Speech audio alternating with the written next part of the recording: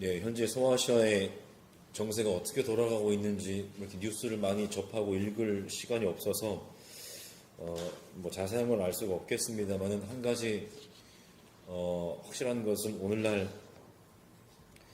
소위 신앙이라고 하는 것의 이름으로 하나님의 이름이 아주 먹칠을 당하고 있다는 것만큼은 분명한 것 같습니다. 뭐 소위 기독교 개신교라고 할 수 있겠죠. 뭐 거기 또 개신교는 또 아니겠네요. 어쨌든 기독교 신앙을 대표하는 두 나라가 지금 어떻게 보면 세계의 악의 축이 되어가고 있는 모습을 보고, 또 이 나라의 개신교가 우리 사회에 점점 골마가고 썩어가고 있는 그러한 부분이 되어가는 것을 볼 때 과연 하나님을 믿는 신앙이라고 하는 것이 무엇인가, 우리의 신앙을 근본적으로 다시 생각해 보아야 되는, 이미 그 시점이 지나도 한참 지났을 텐데 뒤늦게라도 정말로 그 시점이 이제는 정말 임박한 것이 아닌가 한번 생각을 해보게 됩니다. 계속해서 갈라디아서의 말씀을 함께 살펴보고 계시는데요. 오늘은 4장 12절부터 20절까지 말씀을 가지고 그리스도의 형상이라는 제목으로 함께 하나님의 말씀을 나누도록 하겠습니다.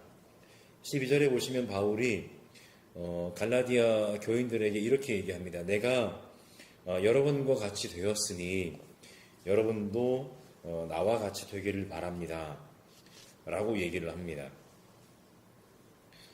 갈라디아 교인들이 바울과 같이 되기를, 그러니까 여러분이 나와 같이 되었으면 좋겠습니다, 나와 같이 되십시오 라고 말하는데 그 전제가 있는데, 그것은 뭐냐면 바울이 먼저 그들과 같이 되었다라는 것이죠. 뭐 너무나 당연한 얘기지만 유대인 바울은 예루살렘에서 왔다는 그 유대인 그리스도인들, 그 갈라디아의 신자들을 현혹했던 그 유대인 그리스도인들이 갈라디아 교인들에게 말한 것처럼 얼마든지 그들에게 율법 지키기를 강조할 수도 있었습니다. 물론 할례는 받을 필요도 없고 뭐 이런저런 것들 받을 필요도 없겠지만 어떤 큰 의미에서의 여러분이 율법을 지켜야 됩니다 라고 얘기할 수도 분명히 있었을 것입니다. 왜냐하면 율법 그 자체는 악한 것이 아니기 때문입니다. 하지만 바울은 그렇게 하지 않았습니다. 오히려 자신이 먼저 율법 없는 이방인들처럼 되었다라고 하는 것이죠. 갈라디아서 몇 장입니까? 2장의 소위 안디옥 사건에서 우리가 이제 잠깐 보았던 것처럼 그 베드로를 이제 꾸중할 때 바울이 했던 얘기입니다. 그런데 바울은 고린도전서 9장에서 그가 율법 없이 살아가는 갈라디아 교인들과 갈라디아 사람들과 같이 될 수 있었던 것에 대해서 고린도전서 9장에서 바울은 이렇게 얘기합니다. 율법 없이 사는 사람들에게는 내가 하나님의 율법이 없이 사는 사람이 아니라 그리스도의 율법 안에서 사는 사람이지만 율법 없이 사는 사람들을 얻으려고 율법 없이 사는 사람 같이 되었습니다. 그것은 내가 어떻게 해서든지 그들 가운데서 몇 사람이라도 구원하려는 것입니다 라고 바울이 자신의 복음 전도 사역에 대해서 그렇게 얘기하는 장면이 있습니다. 그러니까 그런 바울을 통해서 복음을 들은 갈라디아의 신자들은 소위 율법의 매개 없이 그리스도께 속할 수 있었고, 오랜 약속을 따라 그리스도를 통해서 성취된 하나님의 약속을 따라 하나님의 자녀가 된 것입니다. 그래서 바울은 갈라디아의 신자들에게 예루살렘에서 내려왔다는 그 유대인 그리스도인들의 말에 현혹되지 말고 자신처럼 되라고 말하고 있는 것입니다. 결국 자기를 본받으라는 것인데요.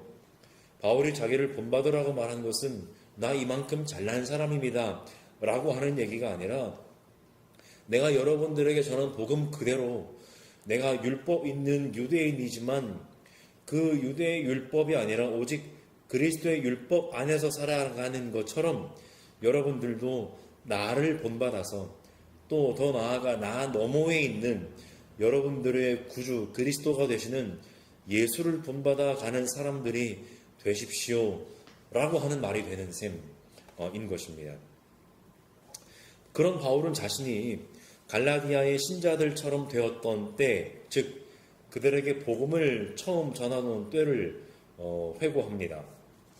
바울은 갈라디아의 신자들이 자기에게 해를 입힌 일은 없다고 내가 지금 여러분들에게 이 말을 하는 것은 여러분들이 나에게 해를 입혀서 이 말을 하는 것이 아닙니다 라고 얘기를 하는 것이죠. 오히려 바울 자신이 갈라디아 신자들에게 복음을 전하게 된 것이 오히려 바울의 그 갈라디아 신자들에게 바울이 큰 은혜를 입은 계기도 되었었다라고 이제 바울이 얘기를 하고 있습니다. 바로 자기의 육신이 병약한 것이 그 계기가 되었다라고 얘기합니다.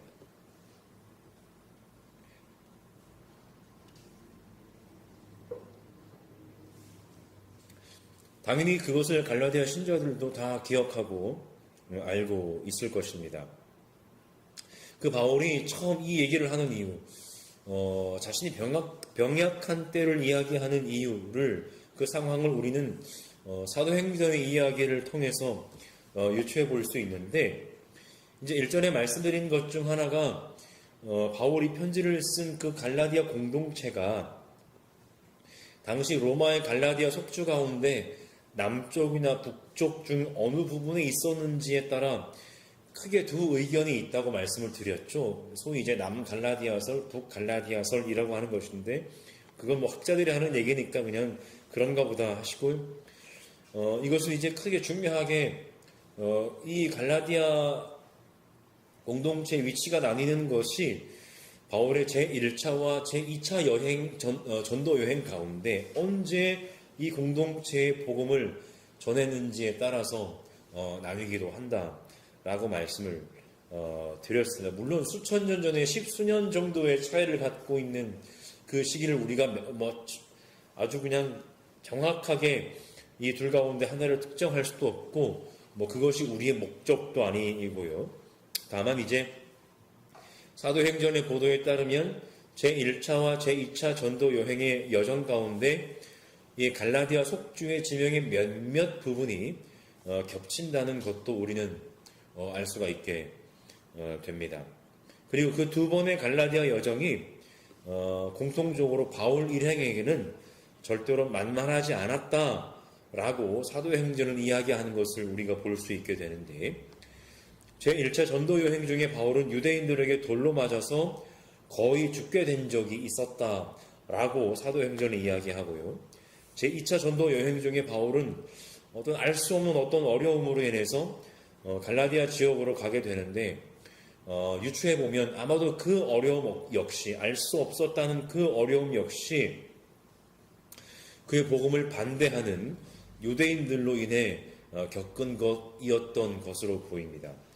그러니까 이 두 경우를 종합해서 보자면 바울이 오늘 편지를 쓰고 있는 갈라디아 어느 지역에 있는 그들을 찾아가서 처음 복음을 전할 때 그의 몸이 성치 않았거나 혹은 행색이 초라했을 것으로 우리가 생각을 해볼 수가 있겠습니다. 소위 이방의 신들을 믿는 갈라디아 신자들의 편에서 그런 초라하고 몸도 성치 않은 그런 바울의 모습은 과연 저 사람이 신의 기쁜 소식을 전하는 사람인가? 라는 의구심이 들 만큼 형편없는 모습이었을 수도 있습니다. 적어도 신의 기쁜 소식을 전하는 사람이라면 뭔가 좀 행색이 깔끔하고 좀 보암직하고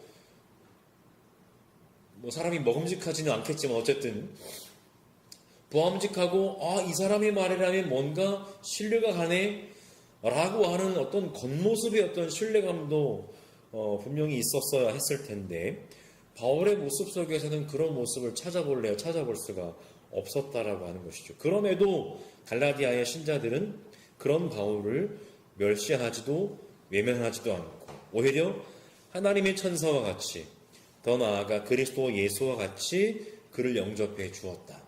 라고 하는 것입니다. 하지만 그때 그 감격은 온데간데 없고 어느샌가 바울과 갈라디아 신자들 사이는 너무나 멀어진 것 같습니다. 그들을 찾아온 유대인 그리스도인들이 그 바울이 전한 복음을 부정하는 가르침을 전했기 때문입니다. 이에 바울은 다시 갈라디아 신자들의 이전의 그 환대, 자신을 향한 그 환대를 상기시키면서 이렇게 얘기합니다. 여러분은 할 수만 있었다면 여러분의 눈이라도 빼어서 내게 주었을 것입니다.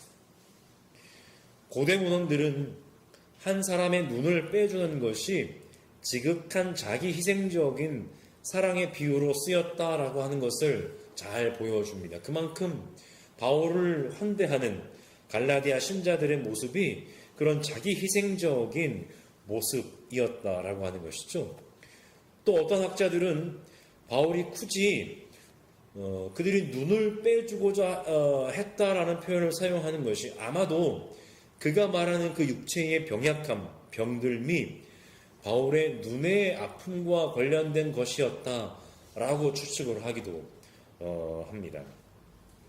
어느 것이든 그것이 지극한 환대이든 아니면 바울의 육체의 병들미, 그의 눈과 관련된 것이든 바울을 대하는 갈라디아 신자들의 마음이 그만큼 컸었다라고 하는 것이죠. 그 마음 속에 예수의 복음이 들어가니 그 예수의 복음이 그들 속에 자리 잡을 수 있었다라고 하는 것입니다. 하지만 그랬던 그 시기는 온데간데 없어져 버리고 바울이 편지를 쓰는 지금은 상황이 많이 달라졌습니다. 바울이 이렇게 묻습니다. 그런데 내가 여러분에게 진실을 말하기 때문에 여러분의 원수가 되었습니까? 라고 얘기를 합니다. 여러분, 사실 몸에 할례 하나 받은 게 뭐가 그렇게 큰일인가 싶기도 하고, 바울이 너무 오버해서 너무 과대하게 그들이 할례 받는 거, 할례를 받으면 바울도 누군가에게 할례를 베푼 적이 있다고 하지 않았습니까? 또 때로는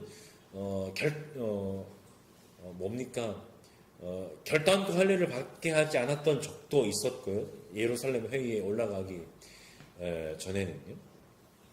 또 율법 전체에 대해서도 바울이 부정적이거나 한 감정을 가지고 있었던 것도 분명히 아닙니다. 날들과 절기를 지키는 것 역시 마찬가지 아니겠습니까? 할 수만 있다면 소위 주일 성수, 소위 공예배 참석 꾸준히 하는 것 좋으면 좋은 게 좋은 거죠. 그거 열심히 한다고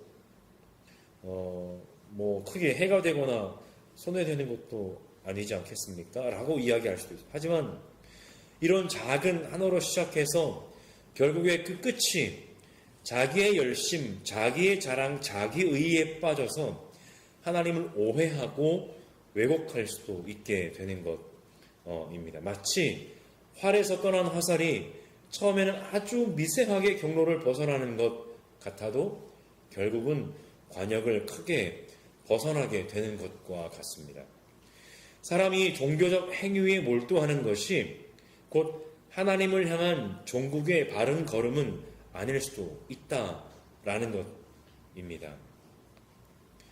취임할 때 성경 위에 손을 얹고 선서를 한다고 해서 그가 기독교적인 가치관으로 하나님의 방법으로 정치를 하는 것이 아니라는 것을, 이름에 하나님을 뜻하는 야후가 들어가는 사람이 정치를 한다고 해도 그가 하나님의 뜻을 이 땅에 이루는 정치를 하는 것은 아니라는 것임을 오늘 우리는 잘 알고 있습니다. 아멘 할렐루야를 입에 달고 살아가지만 이 땅의 기독교회가 하나님의 공동체인가? 라고 하는 질문을 하지 않을 수 없는 요즘이라는 것을 또 우리는 역시 잘 알고 있습니다. 우리의 공통된 고민입니다. 바울이 처음 그렇게 갈라디아의 신자들을 찾아가서 복음을 전하던 그때 갈라디아의 신자들이 바울의 육체의 연약함에도 불구하고 그를 마치 주님처럼 영접해 주었던 그때 그 감격은 어느 날 그들을 찾아온 일단의 유대인 그리스도인들로 인해서 산산이 부서져 버렸습니다. 바울은 갈라디아의 신자들을 찾아갔던 이들의 그 열정이 좋은 뜻에서 나온 것이 아님을 잘 알고 있습니다.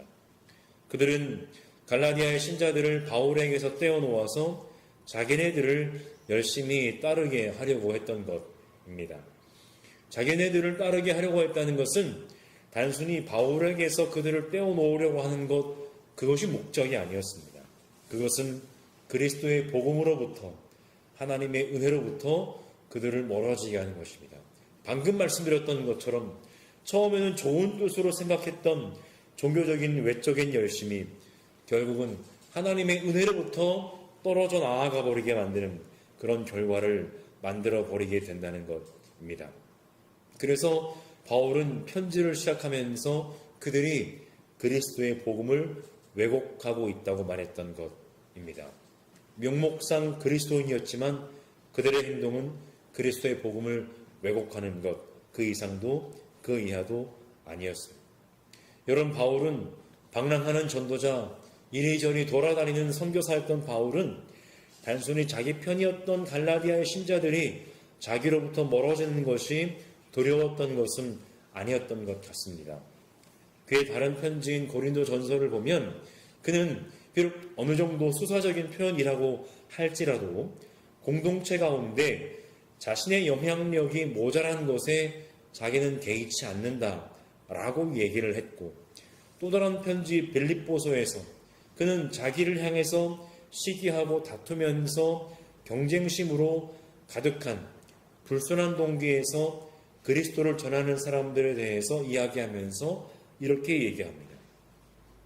거짓된 마음으로 하든지 참된 마음으로 하든지 어떤 식으로 하든지 결국 그리스도가 전해지는 것이니 나는 그것을 기뻐하고 또 기뻐합니다. 하지만 갈라디아 공동체를 찾아왔다는 그들은 그런 그리스도를 전하는 것이 아니라 그리스도의 복음을 왜곡하는 다른 복이 없다고 바울이 얘기했지만 굳이 표현하자면 다른 복음을 전했고, 그들에게서 현혹된 갈라디아의 신자들은 그것이 복음인 줄 알고 따라갔지만 결국 그리스도의 복음으로부터 멀어지고 말았던 것입니다. 이제 바울은 처음부터 다시 시작하겠다는 의지를 갈라디아의 신자들에게 보여줍니다. 무너진 공든 탑을 세우는 것은 애초에 처음부터 시작하는 것 이상의 힘듦을 수반합니다. 그러나 바울의 목표는 뚜렷합니다. 갈라디아의 신자들 속에 그리스도의 형상을 다시 이루는 것입니다. 그리스도의 형상을 이룬다는 것은 그들 속에 그리스도를 다시 빚어낸다는 의미입니다. 이 말은 사실 수동태로 기록되어서요, 그리스도께서 그들 속에 빚어지신다라는 의미입니다. 바울이 갈라디아서 2장 20절에서 말했듯 자신이 그리스도와 함께 십자가에 못 박혔고 그리스도께서 자신 안에 살고 계시는 삶, 그것이 다시 갈라디아의 신자들에게 회복되어야 하는 그리스도께서 빚어지시는 삶이고, 그것은 결코 쉬운 일은 아니고 다시 해산하는 고통이 될 것입니다. 결론을 맺겠습니다. 지금 편지로 그들에게 간절하게 외칠 뿐인 바울은 가능하다면 그들을 만나서 부드러운 어조로 말하고 싶었습니다. 하지만 그럴 수 없는 상황 때문에 바울은 어쩌면 좋을지 당황하고 있습니다. 함께 있을 수 없고 마냥 부드러운 어조로 말할 수만도 없는 상황입니다. 바울은 그래서 한편으로는 다그치기도 하고 또 다른 한편으로는 그들과의 첫 만남을 돌아보면서 그때의 그 감격을 회상시켜 보려고 노력하기도 합니다. 그렇게 하는 바울의 목적은 단 하나입니다. 그리스도의 복음을 통해서 약속을 따라 하나님의 자녀가 된 그들의 믿음을 돌이켜 다시 바르게 회복시키는 것. 그래서 그들 가운데 그리스도께서 다시 빚어져 그들이 다른 가르침에 넘어가지 않고 온전히 그리스도를 닮아가는 공동체가 되게 하는 것입니다. 바울이 내 안에 그리스도께서 사십니다 라고 고백하는 것처럼 그들 역시 우리 안에 그리스도께서 사십니다 라고 고백하는 공동체가 되는 것입니다. 이런 고백이 오늘 우리들에게도 있기를, 그래서 바른 믿음의 길을 찾아서 날마다 걸어가는 우리 전주 보금자리 공동체가 되어가기를 소망합니다.